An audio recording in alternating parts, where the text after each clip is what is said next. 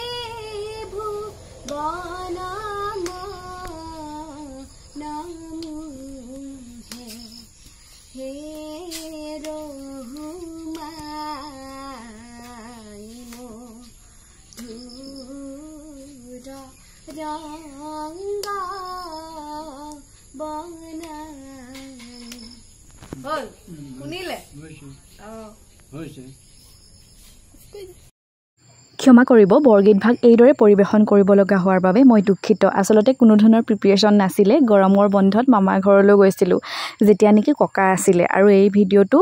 মই কলেজ পঢ়ি থকা দিনৰে এতিয়া বহুত বছৰে হৈ গ'ল আজি মই ভিডিঅটো পালোঁ আসলতে ককালৈ খুব মনত পৰিলে সেইবাবে মোৰ ভিডিঅটো এইদৰে সাঁচি ৰাখিব মন গ'ল মই ওলাই গৈছিলোঁ তাৰপৰা ককাই বৰগীত শুনি বৰ ভাল পায় সেইকাৰণে বৰগীত শুনালোঁ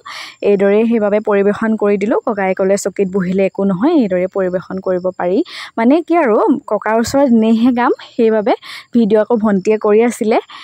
এইদৰে কৰিলোঁ গতিকে দুখিত মই সেইবাবে তাৰ বাবে ক্ষমা কৰিব বৰগীত আসলতে এইদৰে মই কেতিয়াও পৰিবেশন নকৰোঁ ঘৰত পৰিবেশন কৰিলেও মই চাদৰ মেখেলা পিন্ধি লওঁ গতিকে মামাৰ ঘৰত আছিলোঁ লৰালৰিকৈ ককাৰ শুনিবৰ মন গ'ল কাৰণে বৰগীত ভাগ পৰিবেশন কৰিছিলোঁ ককা আমাৰ মাজৰ পৰা হেৰাই যোৱা আজি 6 মাহ হৈ গ'ল ককালৈ খুব মনত পৰে